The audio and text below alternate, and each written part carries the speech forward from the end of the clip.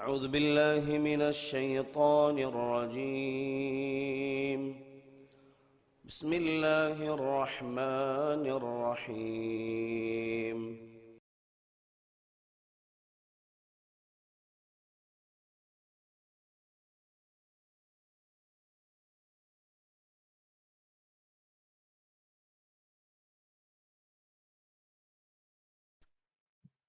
السلام عليكم ورحمة الله وبركاته. الحمد لله رب العالمين. نحمده ونستعينه ونستغفره ونعوذ بالله من شرور أنفسنا ومن سيئات أعمالنا. من يهده الله فلا مضل له ومن يضلله فلا هادي له. ونشهد أن لا إله إلا الله ونشهد أن سيدنا محمدا عبده ورسوله. أما بعد، فقد قال الله تعالى في القرآن العظيم وفي القرآن المجيد بعد أعوذ بالله من الشيطان الرجيم. بسم الله الرحمن الرحيم. ربنا هب لنا من أزواجنا وذرياتنا قرة أعين وجعلنا للمتقين إماما. صدق الله. قال نبينا صلى الله عليه وسلم: إنما الأعمال بالنيات وإنما لكل امرئ ما نوى. சதக்க ரசூலுல்லாஹி ஸல்லல்லாஹு அலைஹி வஸல்லம். அளவற்ற அருளாளனும் நிகரற்ற அன்புடையோனுமாகிய அல்லாஹுவின் திருப்பெயரால் துவங்குவோமாக. இறைவனின் தூதாய் இறுதி தூதராய் உலகத்திற்கு வந்த முஹம்மது ரசூல் ஸல்லல்லாஹு அலைஹி வஸல்லம் அவர்கள் மீதும் அவர்களின் வாழ்க்கை வழிமுறைகளை வலுவா பின்பற்றி நடக்கிற நம் அத்துணை பேர்கள் மீதும் வல்லோன் அல்லாஹுவின் கருணையும் கரிசனமும் பாதுகாப்பும் ஈர் உலகத்திலும் குன்றாமல் குறைவின்றி நின்று நிலவட்டுமாக என பிரார்த்தித்தவனாக வார்த்தையை துவங்குகிறேன்.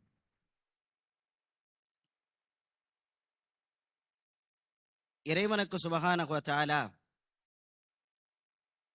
உலகத்துல பல்வேறு அருள் கொடைகளை அல்லாஹ் நமக்கு வழங்கி இருக்கிறான். அப்படி அல்லாஹுவால் வழங்கப்பட்ட அருள்களில் மகத்தானதும் சிறப்பானதும் குழந்தைக்கான பாக்கியத்தை அல்லாஹ் நமக்கு வழங்குவதுதான் அல்லாஹ் வழங்கிய அருள்களில் ஆகச் சிறந்தது. அருள் கொடைகளாக எதையெல்லாம் அல்லாஹ் நமக்கு வழங்குகிறானோ அவைகள் அமானிதமாகவும் நம்மிடத்தில் ஒப்படைக்கப்படும். அமானிதம் என்றால் ஒரு பொருள் நம் கையில் ஒப்படைக்கப்படும். அந்த பொருளை பாதுகாத்து அந்த பொருளை பக்குவப்படுத்தி கொடுத்தவர்களிடத்தில் திரும்ப அந்த பொருள் எந்த சேதாரம் ஆகாமல் திரும்ப ஒப்படைக்க வேண்டும் என்பது அமானியத்தினுடைய சட்டம். எனவே குழந்தைகள் அல்லாஹ் வழங்கிய அமானிதம். அந்த குழந்தைகளை பாதுகாத்து பராமரித்து பக்குவப்படுத்தி அந்த குழந்தைகளுக்கான பயிற்சிகளை தந்து மீண்டும் வழங்கி அல்லாஹ்விடத்தில் அந்த குழந்தைகளுக்கு சேதாரம் இல்லாமல் ஒப்படைக்க வேண்டிய கடமையும் கடப்பாடும் முஸ்லிம்களுக்கு இருக்கிறது. அதனாலதான் அவங்களுக்கு பேரு பெற்றவர்கள், உருவாக்கியவர்கள் அல்ல, உருக்குலைத்தவர்கள் அல்ல. அல்லாஹ் கொடுத்த அருளை, இறைவா நீ கொடுத்த அருளை நான் பெற்றுக்கொண்டேன், நீ கொடுத்த அமானிதத்தை நான் பெற்றுக்கொண்டேன், நீ கொடுத்த அருளை, நீ கொடுத்த அமானிதத்தை உன் பார்வையில், உன் வழியில், உன் விருப்பத்தின்படி அதை வளர்த்தும் வார்த்தும் எடுப்பதற்கான பொறுப்பை நான் ஏற்றுக்கொண்டேன், நான் பெற்றுக்கொண்டேன். அப்படிங்கிறதுனாலதான் அவங்களுக்கு பெற்றோர்கள்னு பேர் வைக்கப்பட்டிருக்கிறது. ஏன் குழந்தைகள் வளர்க்கப்பட வேண்டும்? உலகத்திலேயே வளர்ப்பதற்கான வாய்ப்பை அல்லாஹ் மனிதனுக்கு மட்டும்தான் கொடுத்திருக்கிறான். எத்தனையோ உயிரினம் உலகத்தில் இருக்கிறது, தானாகவே அந்த உயிரினம் வளர்ந்து கொண்டே போகிறது. ஒரு குளத்தில் மீன் குஞ்சு பொரிக்கிறது. அந்த குஞ்சுக்கு போய் யாரும் சொல்லித் தருவதில்லை, பாடம் நடத்துவதில்லை. தானாகவே அந்த குளத்தில் நீந்தி தன்னை தற்காத்துக் கொள்வதற்கான வாழ்க்கையை அந்த மீன் கற்றுக்கொள்கிறது. ஒரு மாடு கன்றுக்குட்டியை ஈன்று விடுகிறது. அப்படி கன்றுக்குட்டி ஈண்ட உடனேயே அந்த கன்றுக்குட்டிக்கு யாரும் பாடம் நடத்தவில்லை. அது பசியாறுகிற இடம் எதுவென்று தெரிந்து கொண்டு தனக்கான மடுவை தேடி அது செல்வதற்கு ஆரம்பித்துவிடும். எல்லா உயிரினமும் இந்த உலகத்தில் கற்றுக்கொண்டு பிறக்கின்றன. மனிதன் மாத்திரம்தான் கற்றுக்கொள்வதற்காக பிறந்தான். அதனாலதான் குரான் இக்கர, நீ படி, கற்றுக்கொள் என்கிற வார்த்தையை முதல் வாசகமாக குரான் பேசுது. அப்ப வளர்க்கிறதுக்கான அமைப்பே அல்லாஹ் மனிதனுக்கு மட்டும்தான் கொடுத்திருக்கான். தாய் குழந்தைய கையில ஏந்தி நெஞ்சு பக்கத்துல கொண்டு போய் அணைக்கிற போதுதான் தனக்கு பசியை ஆற்றுகிற இடம் எது என்பது மனிதனுக்கு புரியும். எல்லாமே உம்மா சொல்லி கொடுக்கணும், சொன்னாதான் குழந்தைகளுக்கு தெரியும். ஏன் வளர்க்கப்பட வேண்டும்? அல்லாஹ் குர்ஆன்ல சொல்றான், வல்லதீன ஆமனு வத்தபஅத்தும் துர்ரியத்தஹும் பி ஈமானிஹிம் வ அல்ஹக்னாஹும் பிஹிம் துர்ரியத்திஹிம். உங்களுடைய சந்ததிகளை நீங்கள் எப்படி வளர்க்கணும்னா, எவர்கள் ஈமான் கொண்டு அவர்களுடைய சந்ததியும் அந்த ஈமானில் அவர்களை பின்தொடர்கிறார்களோ, தகப்பன் நல்லவனாக இருக்கிறான், தாய் நல்லவராக இருக்கிறார், அவர்களின் வழியை அந்த குழந்தை பின்பற்றுகிறான். பெற்றோர்கள் தொழுகையாளியாக இருக்கிறார்கள், அந்த குழந்தையும் தொழுகையாளியாக இருக்கிறான். பெற்றோர்கள் சமூக சேவை செய்யக்கூடியவர்களாக இருக்கிறார்கள், அவர்களை பார்த்த குழந்தையும் அந்த சமூக சேவை செய்கிறது. எனவே ஈமானிய வழியில் பெற்றோர்களை பின்பற்றிய அந்த குழந்தையை நாம் சொர்க்கத்தில் கொண்டு போய் ரெண்டு பேர்த்தையும் ஒன்று சேர்த்து வைப்போம்ங்கிற அல்லாஹ். நான் சரியான மட்டும் போதாது, எனக்கான பொறுப்பு என் வாரிசுகளை சரியாக நான் உருவாக்க வேண்டும். நான் தொழுகையாளியாக மட்டும் நான் இருந்தால் போதாது, என் வாரிசுகள் தொழுகையாளியாக மாற வேண்டும். இல்லைன்னா தகப்பன் ஒரு இடத்துல இருப்பான், பிள்ளைகள் மறுமையில வேறொரு இடத்துல இருப்பாங்க. நீங்க ரெண்டு பேரும் ஈமானுடைய கோட்டுல ரெண்டு பேரும் ஒன்றாக பயணித்தால், உங்களுடைய பயணம் ஒன்றாக சேருமானால் சொர்க்கம் போய் சேர்க்கப்படுவதும் ஒன்றாக இருக்கும். அப்ப நம்ம வாரிசுகள் சொர்க்கம் போக வேண்டுமானால், நல்வழி என்பால் நாம் வளர்ந்ததை போல நம் சந்ததிகளும் வருவதற்கான சூழலை நாம் ஏற்படுத்தி கொடுக்க வேண்டும். அவங்க அத்தா இருக்க வரைக்கும் அந்த குடும்பம் நல்லாத்தான் இருந்துச்சு. அந்த வாப்பாவருடைய மவுத்துக்கு பிறகு அந்த குடும்பத்துடைய நிலைமையே சரியில்லை. ஒரு மார்க்கம் இல்லை, ஒரு தொழுகை இல்லை, பள்ளிவாசலுக்கு அவ்வளவு செஞ்சாங்க. அவங்க அத்தாவோட மவுத்தோட எல்லாம் முடிஞ்சு போச்சு. அப்படின்னா தகப்பன் இருக்கிற இடம் வேற, குழந்தைகள் இருக்கிற இடம் வேற. பொருளை திரட்டி கொடுப்பதல்ல ஒரு குழந்தைகளுக்கு கொடுக்கிற வாரிசு, புகழை திரட்டி கொடுப்பதல்ல ஒரு குழந்தைகளுக்கு நாம் தருகிற வாரிசு சொத்து. ஒரு குழந்தைகளுக்கு நல்ல வாழ்க்கை உருவாக்கி கொடுக்கணும். இப்போது தகப்பன் இல்லாமல் போனாலும் தகப்பன் பின்பற்றிய நல்ல காரியத்தை அந்த குழந்தைகள் தானாக பின்பற்றுவதற்கான சூழல்களை பெற்றோர்கள் அந்த குழந்தைகளுக்கு உருவாக்கி கொடுக்கணும். அதுதான் பெற்றோர்களாக நாம் வெற்றி பெற்றதற்கான அடையாளம். அல்லாஹ் திருக்குர்ஆன்ல ஒரு துஆவை கற்றுக் கொடுக்கிறான். பெற்றவர்கள் கேட்க வேண்டிய பிரார்த்தனை. குர்ஆன்ல அல்லாஹ் சொல்றான், ரப்பனா ஹப்லனா மின் அஸ்வாஜினா வ ذُرِّيَّاتِنَا குர்ரத அய்ன். இறைவா, என் மனைவியையும் என் குழந்தைகளையும் எனக்கு கண்குளிர்ச்சியாக ஆக்கி கொடு. சந்தோஷம் வரணும். நான் வாழுகிற என்னுடைய குடும்ப வாழ்க்கை எனக்கு மகிழ்வாக இருக்கணும். மகிழ்வு குறையுமானால் அதை நோக்கிய போராட்டத்தில் அல்லாஹ்ட்ட கேட்டுக்கிட்டே இருக்கணும். என் குடும்ப வாழ்வுக்குள் ஒரு மகிழ்வு தேவை, என் குழந்தைகளுடைய வாழ்க்கையில எனக்கு மகிழ்வு தேவை. இப்படி ஒரு வாழ்க்கை வாச்சிருச்சே, இப்படி ஒரு பிள்ளைகள் பிறந்துட்டாங்களே அப்படின்னு நினைக்க கூடாது. வெறுப்பை உண்டாக்குற சூழலில் ஒரு வாழ்க்கைக்கான நிலை வரக்கூடாது. அல்லாஹ்ட்ட பாதுகாப்பு தேடணும். அடுத்து அல்லாஹ் சொல்றான், வஜஅல்னா லில் முத்தகீன இமாமா. இறையச்சம் உள்ளவர்களுக்கு என்னது தலைமை ஏற்கிற பொறுப்பை, இமாமாக இருக்கிற பொறுப்பை எனக்கு வழங்குவாயாக. என் மனைவி சாலிகனான சூழலில் வாழ்வாள், என் குழந்தை சாலிகனான சூழலில் என் குழந்தை வாழும். என் குடும்பம் அந்த நிலைக்கு வருமானால் அந்த குழந்தையை, அந்த குடும்பத்தை தலைமை பொறுப்பை ஏற்று நடத்துகிற வாய்ப்பை எனக்கு உருவாக்கி கொடு. ஒவ்வொரு முஸ்லீமுக்கும் இந்த கவலை இருக்கணும். ஒவ்வொரு முஸ்லீம்கிட்டையும் இந்த பிரார்த்தனை இருக்கணும். தான் வாழ்கிற குடும்ப வாழ்க்கை, தன்னுடைய குடும்பத்தினுடைய வாரிசுகள் இந்த மார்க்கத்தின் வழியை பின்பற்றக்கூடியவர்களாக, முத்தகீன்களாக, இறையச்சம் உள்ளவர்களாக அவர்கள் மாற வேண்டும். அப்படி மாற்றி தருகிற பொறுப்பு பெற்றோர்களின் பொறுப்பு, தகப்பனின் பொறுப்பு.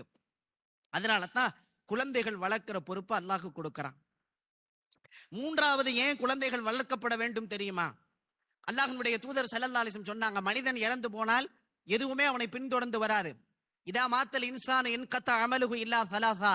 மூன்று விஷயம் தான் பின்தொடர்ந்து வரும். இல்முன் யன்தஃபு பிஹி, பயன் தரத்தக்க கல்வி, அவ் சதகத்துல் ஜாரியா, நிரந்தரமான தர்மம். மூன்றாவது ஒரு வார்த்தை சொன்னாங்க, வலதுன் சாலிஹுன் யதுலஹு. உங்களுக்காக பிரார்த்தனை செய்கிற உங்கள் குழந்தையின் பிரார்த்தனை.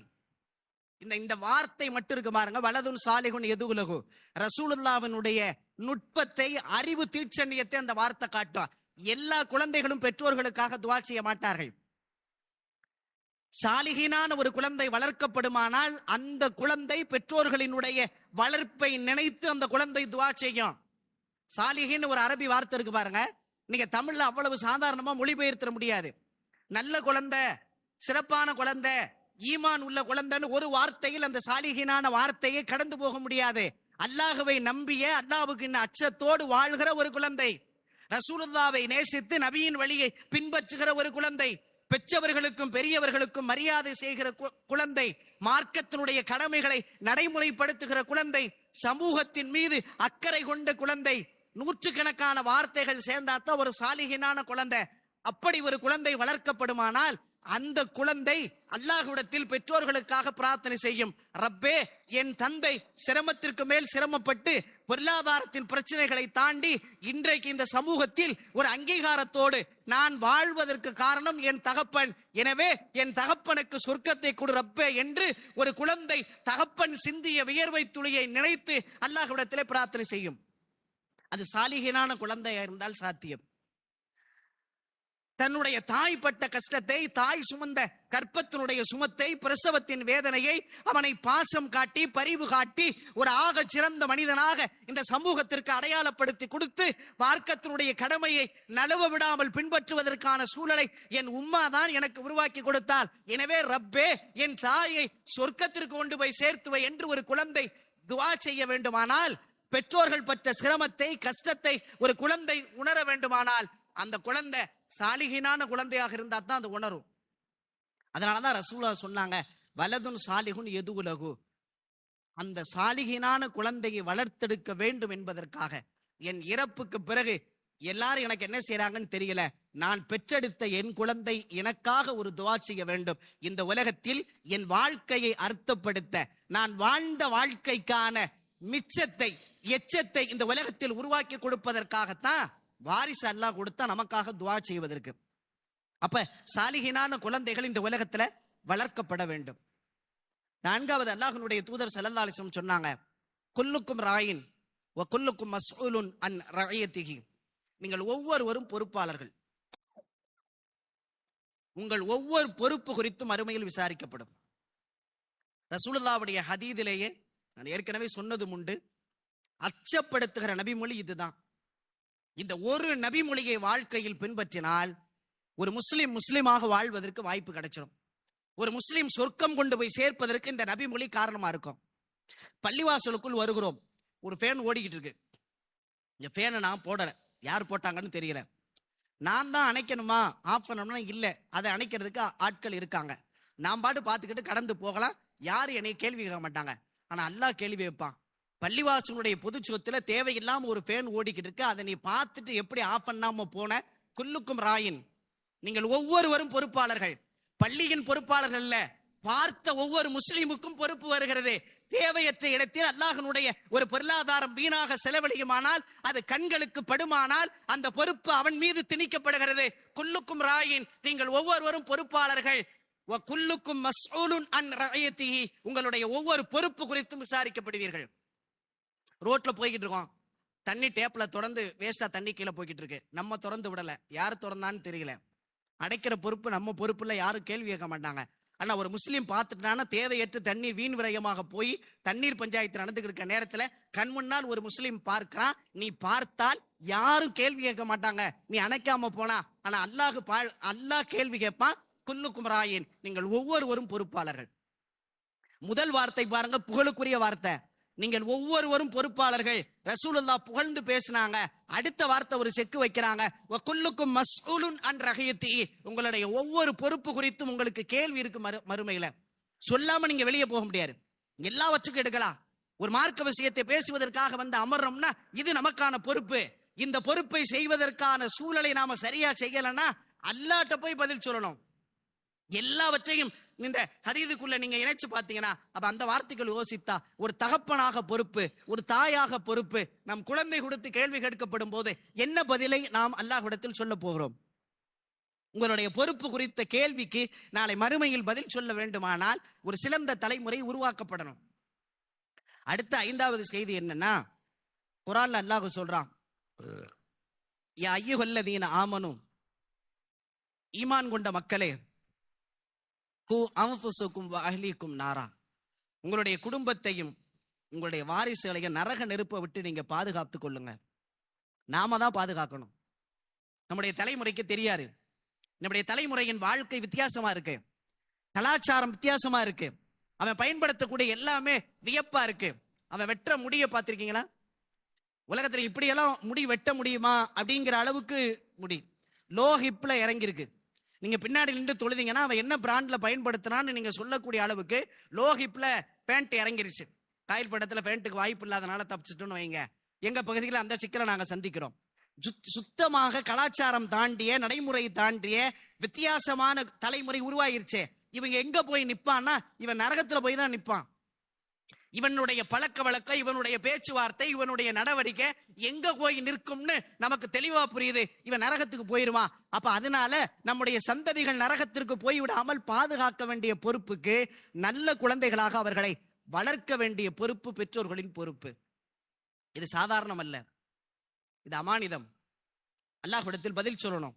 நானும் குழந்தை வச்சிருக்கேன், எனக்கும் பிள்ளை இருக்கு, இத்தனை பிள்ளைய நானும் வச்சிருக்கேன் அப்படின்னு மார்தட்டி சொல்லுவதற்கல்ல, ஒவ்வொன்றும் அல்லாஹ்விடத்தில் விசாரணைக்காக நிறுத்தப்படுகிற பொறுப்பு.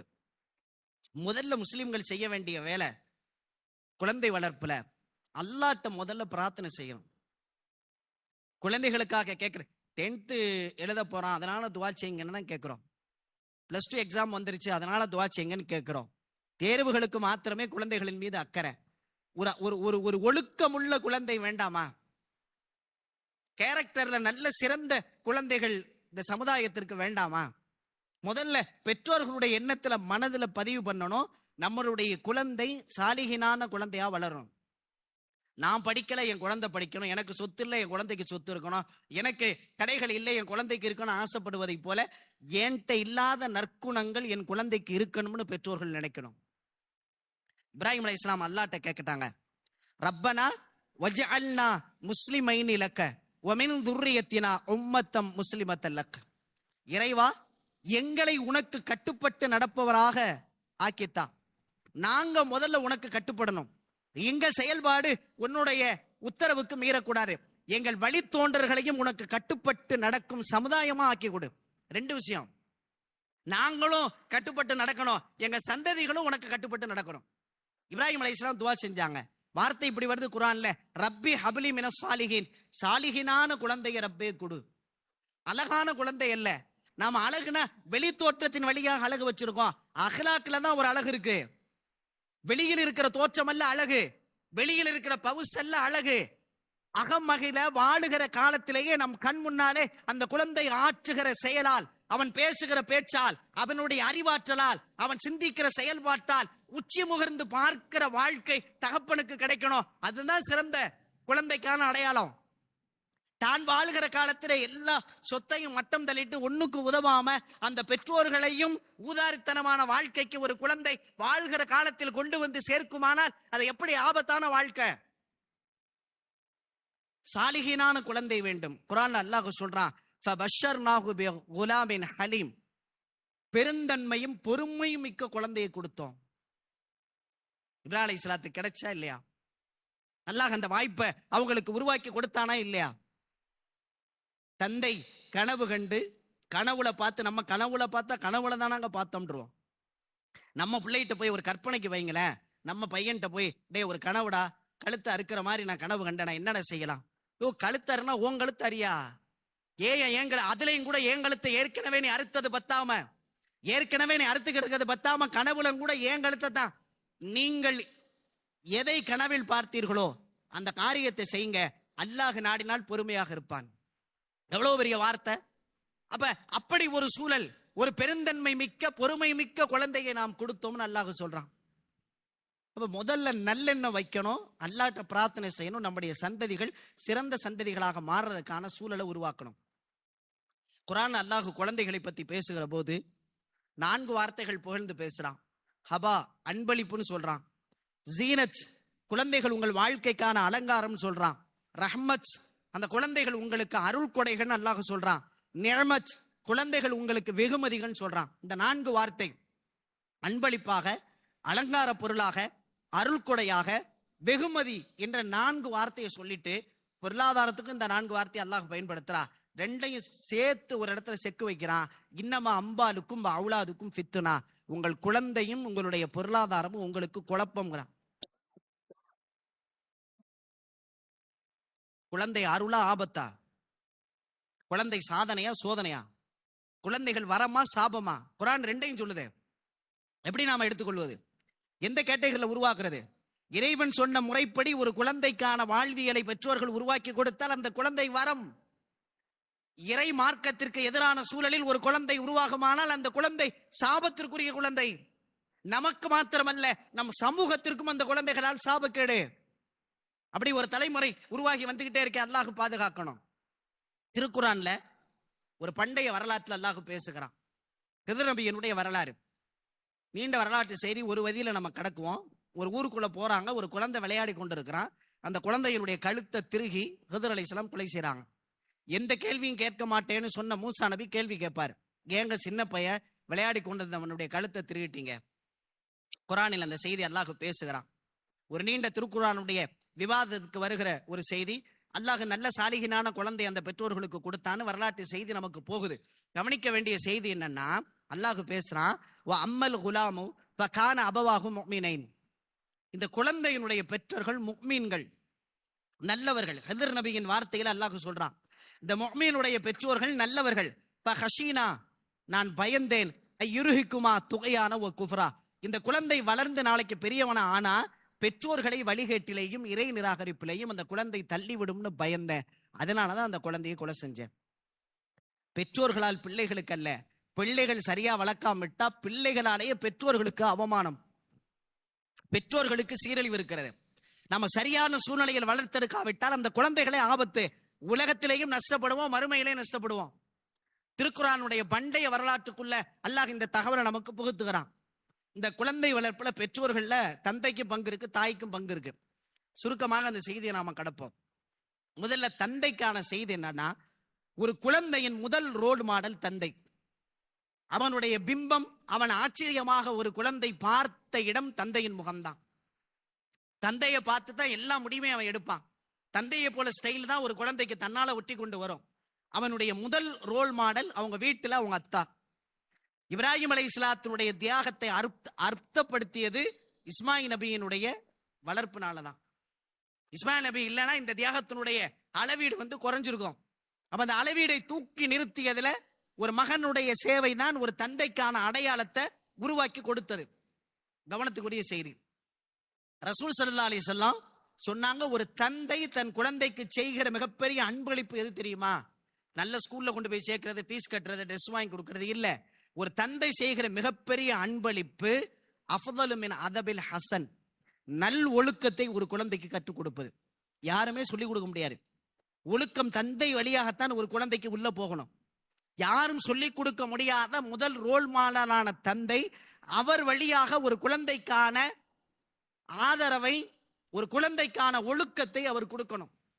குறிப்பாக பெண் குழந்தைகளின் தந்தைமார்களுக்கு ஒரு செய்தி கவனம். நாம தவற விட்டு இன்றைக்கு பெண் குழந்தைகள் விஷயத்துல நாம கண்ணீரோடு நிற்பதற்கு காரணம் என்னன்னா, ஏதாவது ஒண்ணு வந்தா தந்தை இடத்தில் ஒரு குழந்தை பேசுகிற இடத்தை ஒரு தந்தை உருவாக்கி கொடுத்திருக்கணும். சிறு வயசுல இருந்தே பெண் குழந்தைக்கு நமக்குமான தொடர்பை தூரமா வச்சிடறோம். அதை நம்ம முதல்ல மாத்தணும். ஒரு குழந்தை சிறு குழந்தைய ஆடை போட்டு வருகிற போதே உச்சி முகந்து நெற்றியில முத்தம் கொடுத்து நீ அழகா இருக்கன்னு அந்த குழந்தைக்கு சொல்லணும். ஆங்கிலத்தை ஒரு வார்த்தை சொல்லுவாங்கல்ல, ஐ லவ் யூன்னு, நல்ல நான் உன்னை விரும்புகிறேன்னு அர்த்தம். ஒரு பெண் குழந்தைக்கு ஒரு தந்தை அடிக்கடி அந்த வார்த்தையை சொல்லணும்.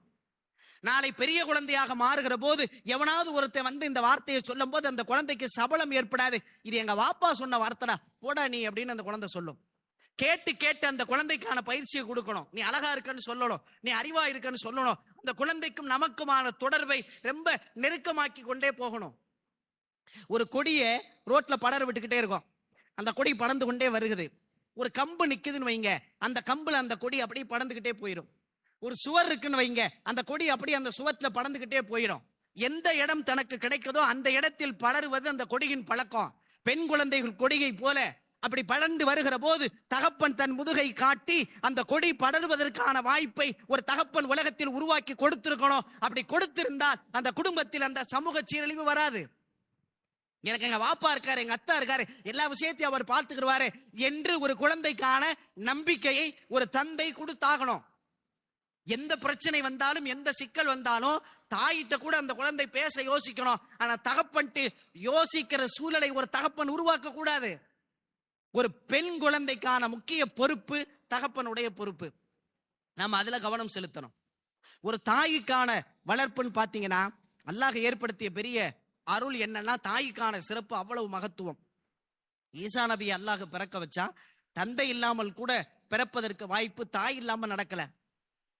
மரியம் அலைஹிஸ்ஸலாத்தை வச்சுதானே குழந்தையை கொண்டு வந்தான். தாய் எவ்வளவு ஒரு குழந்தைக்கு முக்கியம் என்பதற்கு அல்லாஹ் இந்த செய்தியை நமக்கு உணர்த்துகிறான். மூசாவினுடைய தாய்க்கு உம்மி மூசா அவுஹா இலா உம்மி மூசா, மூசாவினுடைய தாய்க்கு நாம வகை அறிவிச்சு கொடுத்தோம் அப்படின்னு அல்லாஹ் வார்த்தையை பேசுறான். இஸ்மா அலைஹிஸ்ஸலாத்துடைய தியாகத்தை பேசுறோம்ல, இஸ்மாயில் நபி அவ்வளவு பெரிய தியாகமா வந்ததுக்கு காரணம் இப்ராஹிம் அலைஹிஸ்ஸலாத்துடைய வளர்ப்பு அல்ல, பூராமே ஹாஜர் அம்மா வளர்த்த வளர்ப்பு. முழுவதுமே ஹாஜர் அம்மாவுடைய கஷ்டம் தான் இருந்தாங்க. அப்போ ஒரு பெண் வளர்ப்பு எவ்வளவு ஈமான் மிக்க ஒரு குழந்தையை உலகத்திற்கு உருவாக்க முடியும், ஒரு தியாகத்தினுடைய உச்சத்திற்குரிய குழந்தையை உருவாக்க முடியும் என்பதற்கு இஸ்மாயில் நபியுடைய வரலாறு மிகப்பெரிய சான்றாக நமக்கு கிடைக்குது. பத்ர் போர்க்களத்துல அபூஜஹலை கொலை செய்த 2 சிறுவர்கள், அந்த 2 சிறு குழந்தைகளையும் வளர்த்தவர் அவருடைய தாய் தான். முஆது முஅவ்வித் அஃப்ராங்கிற அந்த சஹாபிய பெண்மணியால் வளர்க்கப்பட்ட அந்த குழந்தைகள் அபூஜஹலை கொலை செஞ்சாங்க.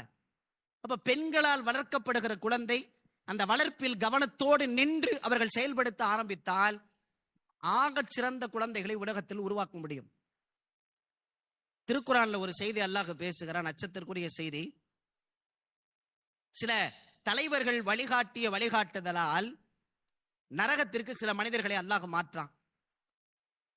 அப்ப அவங்க அல்லாஹ்ட்ட போய் சொல்றாங்க, ரப்பே நாங்க வழிகட்டு போனதுக்கு காரணம் யாருன்னா இவங்க தான் இதை சத்தியம்னு எங்களுக்கு சொல்லி கொடுத்தாங்க, இது சரியான ரூட்டுன்னு எங்களுக்கு காட்டினாங்க, அவங்க காட்டின ரூட்ல நாங்க போனோம், எங்களுக்கு என்ன தெரியும், நாங்களா மார்க்கம் படிச்சோம், எங்களுக்கு அவங்க தான் இதைத்தான் சத்தியம்னு சொன்னாங்க, அவங்க சொன்ன ரூட்ல போனோம், இப்ப வந்து பார்த்தா நரகம்னு எங்களுக்கு நீ சொல்ற, நாங்க காரணம் அல்ல, எல்லாமே அவங்க வழிகாட்டுதல், அதனால ரப்பேன்னு என்ன செய்யணும் அப்படின்னு அல்லாஹ்ட்ட கோரிக்கை வைக்கிறாங்க அந்த வழிகட்டு போனவர்கள்.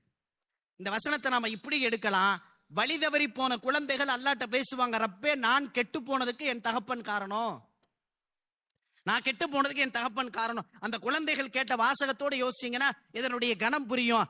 ரப்பனா ஆத்திஹிம் லஃபைனி மினல் அதாப், இறைவா வேதனையில 2 மடங்கு உங்களுக்கு கொடு, உன்னெல்லாம் கொடுத்துறாத, அல்லாஹ்வுடைய ஒது வேதனையை தாங்க முடியாத, வேதனையை 2 மடங்கு கொடு.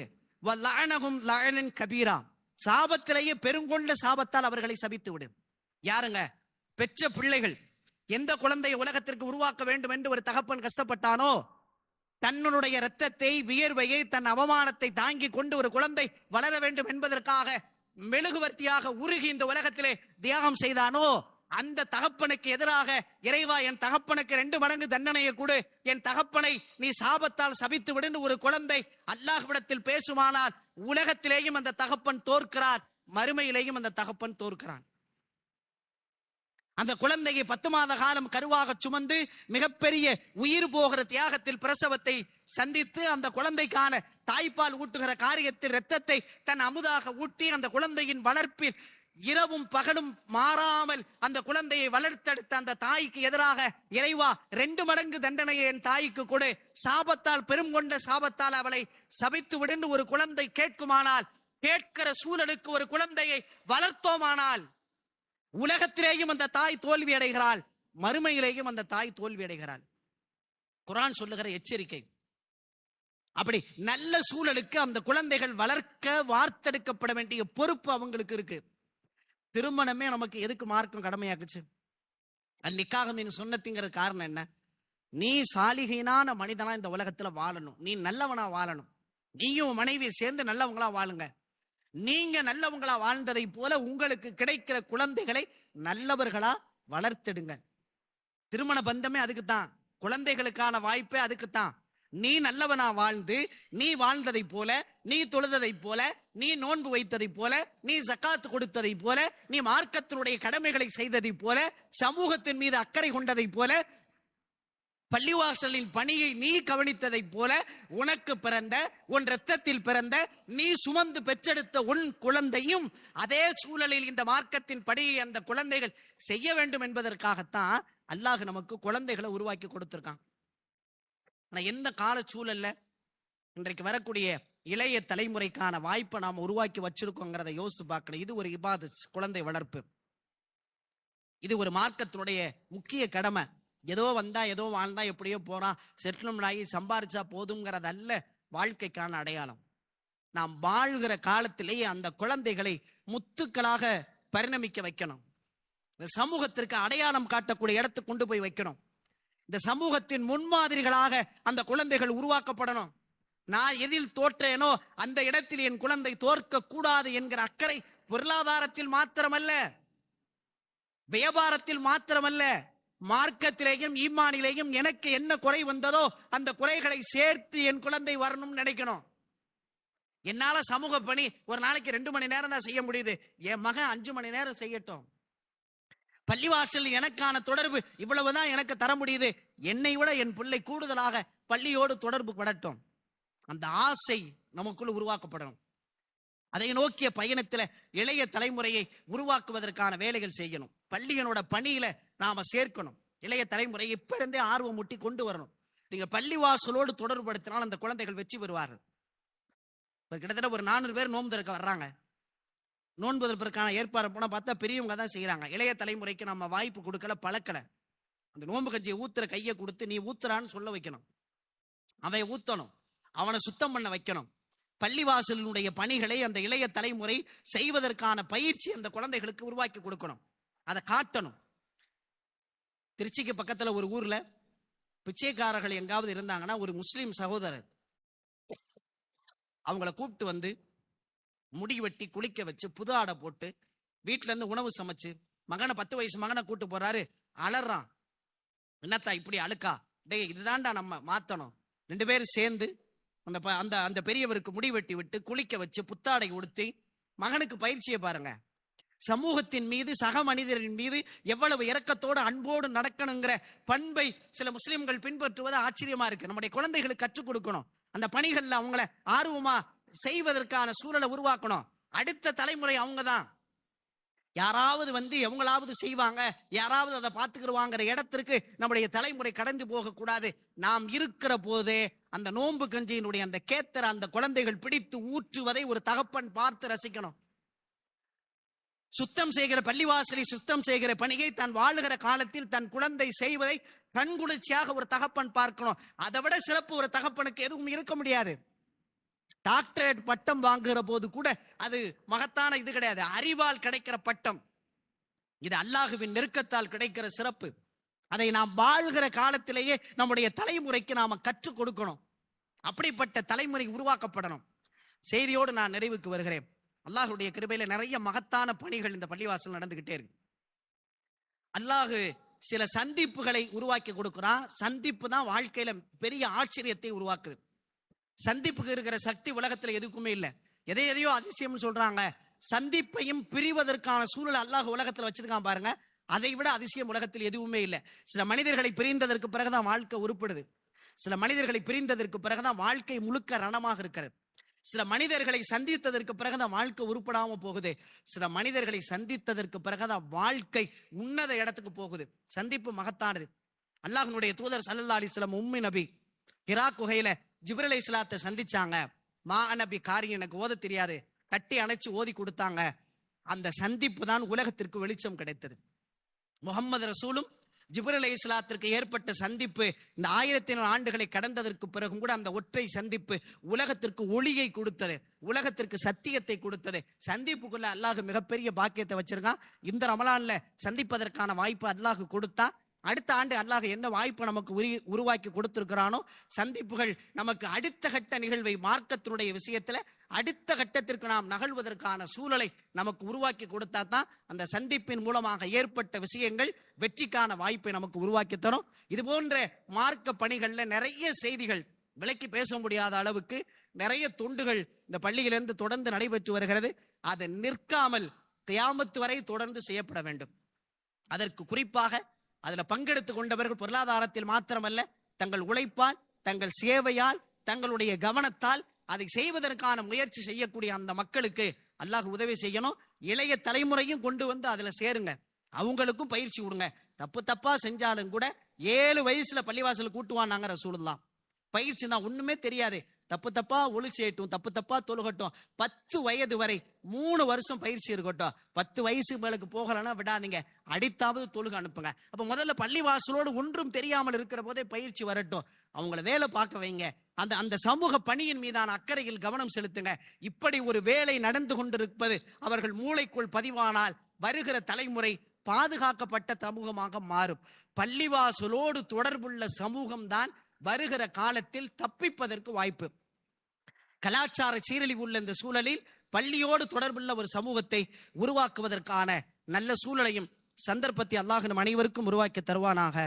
வாஹிரு தஅவானா அனில் ஹம்துலில்லாஹி ரப்பில் ஆலமீன். சுப்ஹானல்லாஹி வ பிஹம்திஹி சுப்ஹானக்கல்லாஹும்ம வ பிஹம்திக.